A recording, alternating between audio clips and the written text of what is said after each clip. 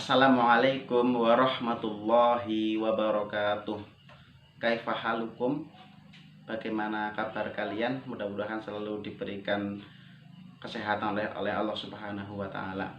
Baik, kita sekarang belajar mata pelajaran tafsir yang dulu pernah disampaikan oleh Pak Wahyu. Untuk tahun ini akan disampaikan oleh Pak Dian, menemani kalian untuk belajar tafsir. Oke, pertama kita akan belajar tafsir Al-Asr.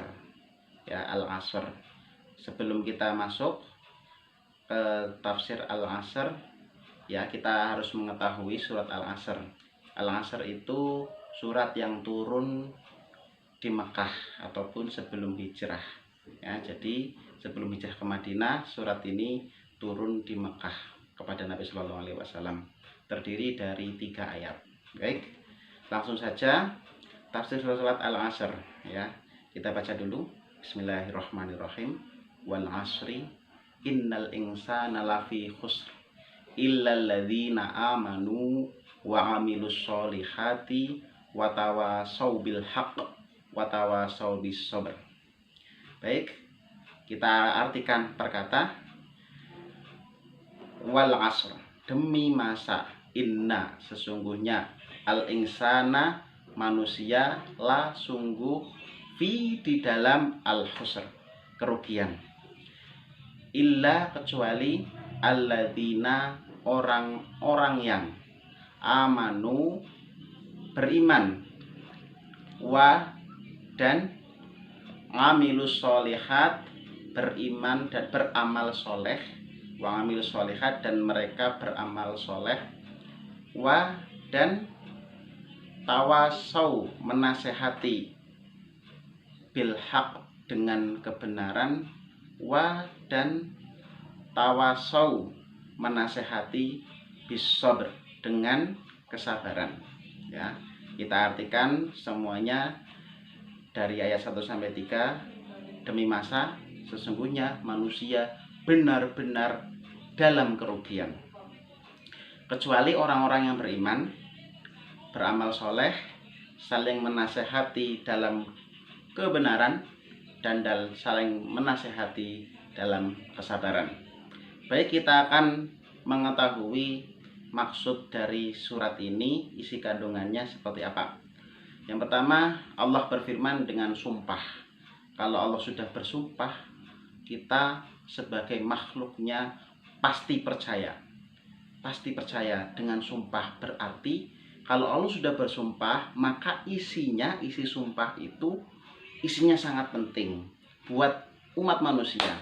Ya, kita lanjutkan. Setelah sumpah, Allah bersumpah demi masa, dilanjutkan sesungguhnya manusia benar-benar dalam kerugian. Manusia itu rugi, dalam kerugian, di dalamnya orang masuk di dalam, kemudian sekelilingnya itu adalah sebuah kerugian-kerugian. Kita ini manusia, ya. Allah sudah peringatkan kepada manusia itu benar-benar merugi. Jangan sampai kita termasuk orang-orang yang merugi, karena orang-orang yang merugi di sini adalah orang-orang merugi yang tidak beriman kepada Allah. Dia yang selalu hidupnya selalu penuh dengan foya-foya, tidak memanfaatkan waktu untuk beribadah kepada Allah. Jadi orang yang tidak merugi itu bagaimana? Dalam ayat selanjutnya, kecuali orang-orang yang beriman kepada Allah, yakin bahwa Allah Tuhannya. Ya, ada 4 ini kita harus melaksanakan semuanya. Yang pertama, illal ladzina amanu, kita harus beriman. Wa amilus sholihat, kita juga selain beriman, kita harus beramal soleh. Dengan keimanan kita kepada Allah, kita yakin Allah Tuhan kita. Bagaimana caranya? Yaitu kita harus beramal soleh, harus beribadah, karena manusia diciptakan oleh Allah itu untuk beribadah kepadanya. Ya.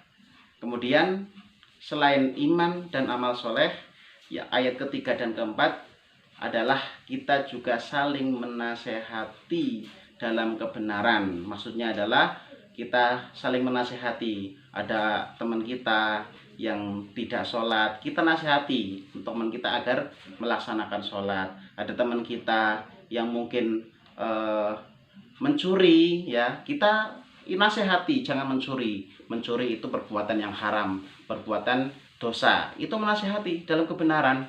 Kemudian menasihati dalam kesabaran, kita juga harus dalam menasihati orang itu juga harus penuh dengan kesabaran. Karena ketika kita menasihati orang, belum tentu orang itu menerima nasihat kita.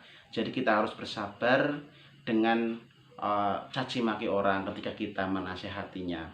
Seperti halnya Rasulullah Shallallahu Alaihi Wasallam, Nabi kita selalu menasehati, memberikan kebenaran. Tapi apa yang terjadi? Orang itu ada yang melempar kotoran, ada yang juga meludahi, tapi beliau selalu bersabar. Jadi kita sebisa mungkin kita berusaha agar kita menasehati orang lain dengan kebenaran dan juga dengan kesabaran.